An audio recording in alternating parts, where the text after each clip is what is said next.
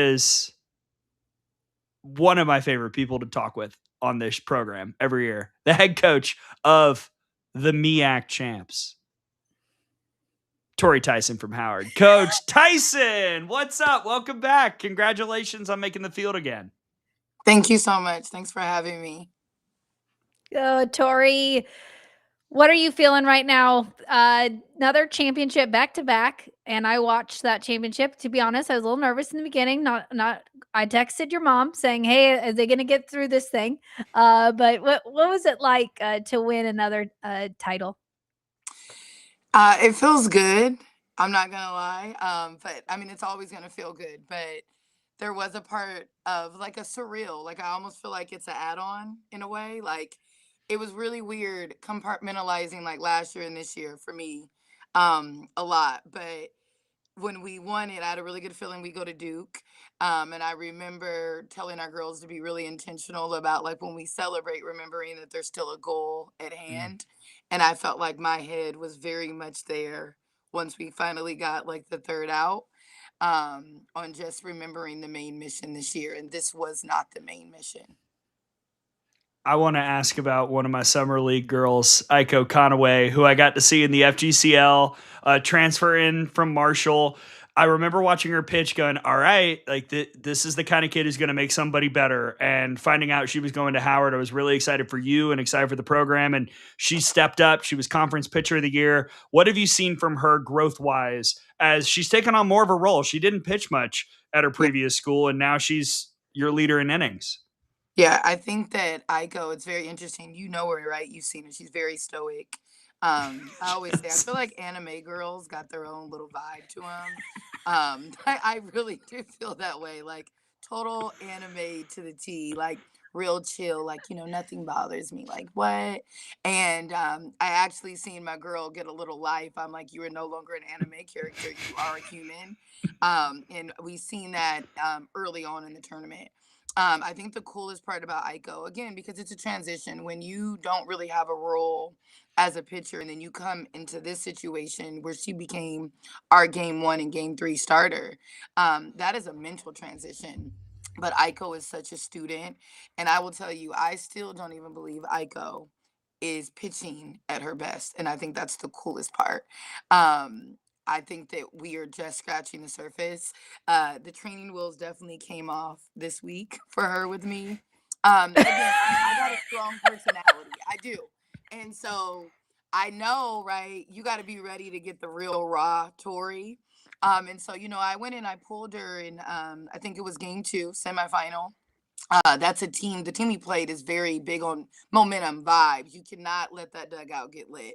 It was getting a little too lit for me, and I'm like, Aiko was just remembering she was human, and so I again, we can talk now that it's over. I was like, I didn't want to give them too much life. I wanted to pull her while she was like beating herself, not when they beat her, because I knew we'd need her later. So at some point during the championship game, she had her like welcome to Tory moment where I was like, hey, there is no one coming to save you. So, because her thoughts, again, we had talked about you can be nervous, you can't be afraid.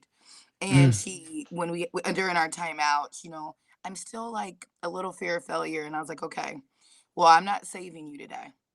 So you're going to change your thoughts or I was like, you're going to get slaughtered out here. You got two options because there's no help on the way today. And she was like, and as you see, she finished and she did her thing. But I'm so proud of her, and I meant it. She is not even pitching at her best yet. And Tori, I want to ask you about the win over Minnesota back in beginning of March. What did that mean for you and the program? Everything. When I took this team, we were a 9-win team, and a lot of my mentors or people who are just supporters of me were very anti me taking Howard, and not for any reason of just they seen how hard I had worked and knew where I wanted to go. And so to go from that in 2018, when I was just talking smack as a young new hot shot, head coach, like I'm gonna beat a Power Four team, and people are gonna want to come here. Sometimes you just got to say some crazy things, right? but to actually check it off the list was everything. It was very emotional. Again, I'm getting older because you know what I thought about when we got the last out. I thought about the people, like it's hard because you made these goals with people who are no longer here. And I immediately was like, I hope that they're watching.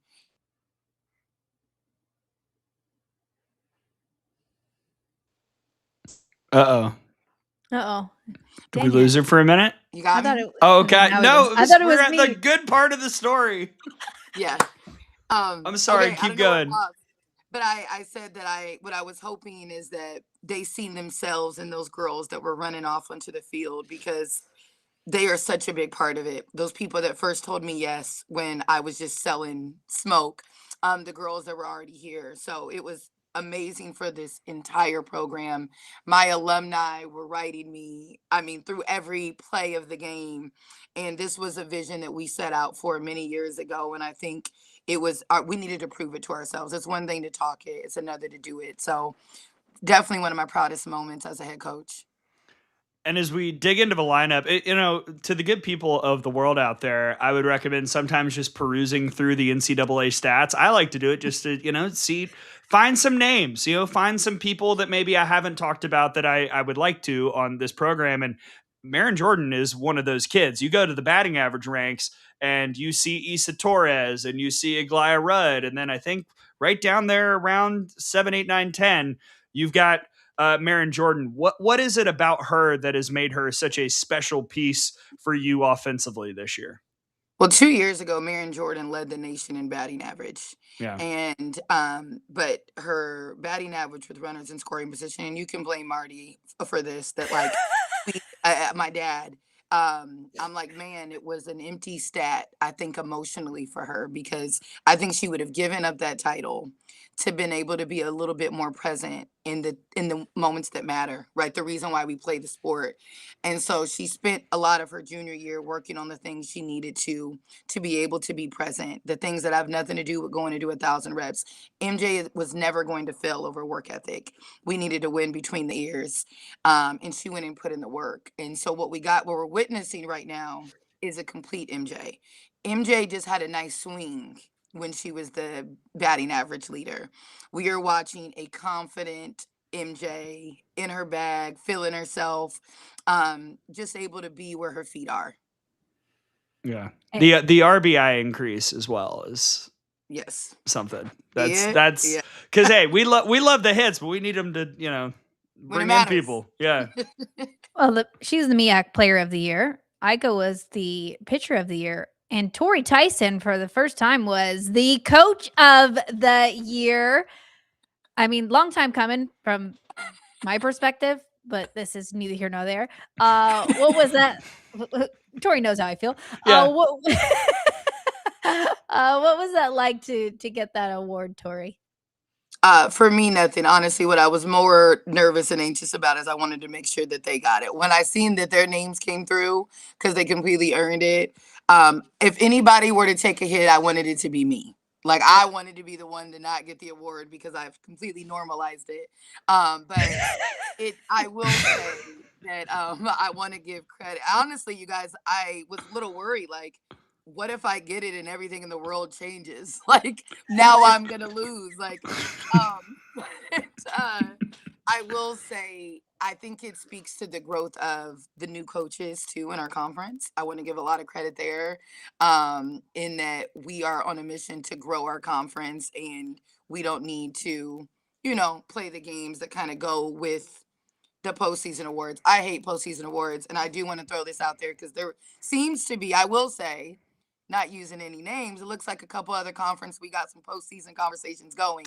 I think all votes should go to the media because there is no emotional bias on all ends, right? Whether you like the coach, because I think on both ends we could say that popularity and political things get in the way. Media votes, outside sources, across the board, all conferences. We love that. Retweet.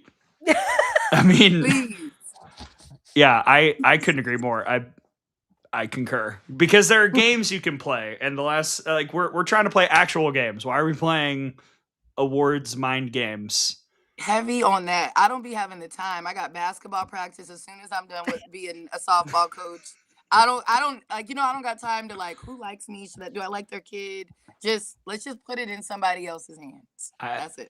couldn't agree more. I've got one more.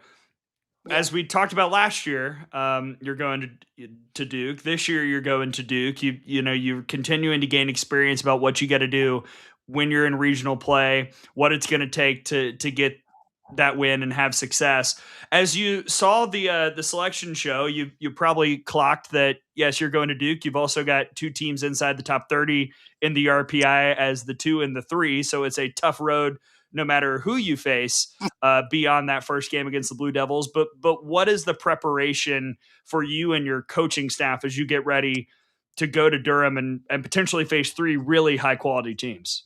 Yeah, super good regional NCAA. They definitely made it very competitive. Shout out to them.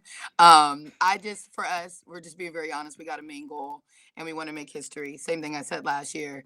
And we got to be very intentional about just our preparation. Our girls spoke so much about how they felt over prepared at the conference tournament. In every interview, that's what I kept hearing. And I'm like, man, to be fair, I thought I over prepared you for Duke too, right? Like I was all in on like doing it, which goes to the power of the mind. They believed in the preparation for the MEAC tournament because they were all in on winning it. If they have not made a decision, started last night, that they are going to make history, then it is going to be too late. You can't make that decision when you get there. So I'm going to prepare them just as hard as I prepare for any other game. I want them to know what's coming. I have been watching Marshall, Duke. We played Arizona. I've been watching nothing but film, watching it as we speak right now on mute, because we are going to emulate everything I believe our hitters are going to see, our pitchers same way, and just I want to be over prepared. And what that is going to allow them to do is be in the moment. And from there, they get to make a decision if they want to play softball. Or if we want to talk about man, if only. And I think we're all kind of tired of the if only story. And I think that Minnesota win kind of flipped it. We finally can turn the chapter. Like if only we would have just played catch. If only we would have attacked the pitches we wanted. I think the first thing you got to do is be in the game. And this year, this young group proved to themselves that they can be in the game with some of the best. They were in the game with LSU, 1-0 loss. They were in a lot. So I just want to continue to give them that light, and I want to prepare them. And Tori, last one for me. First and foremost, happy belated Mother's Day. I want to ask you what it's like to balance having a baller as a daughter and Skylar and coaching a program heading into regionals and what that balance is like. Impossible. It is so hard right now. I'm not gonna lie. I don't want it to I don't want anybody to sit here and think like, man, like what a dream. Like this is hard. Skylar is doing AAU a little bit more seriously now. And their big weekend in New Orleans is also regional. So my mom heart is like, no, like I need you at regionals with me. And also just like sending her off to this first big tournament by herself is literally killing me. So just currently writing our hotels and getting all that itineraries, but also trying to make an itinerary for her and try not to be a helicopter mom because I'm totally a helicopter mom. And trying to decide if I'm really ready to release that title. I don't know that I am, so I'm not going to lie to you too because I like you guys. I don't know that Skylar's in New Orleans without me, bottom line. I'm still trying to decide. I don't know how you do it. I mean, you're a superwoman. Tori Tyson, the head coach for Howard. God bless you because you're going to be thinking about something that's not. I mean, I know you're going to be locked in, but like in the back of your mind, it's going to be like, but Skylar.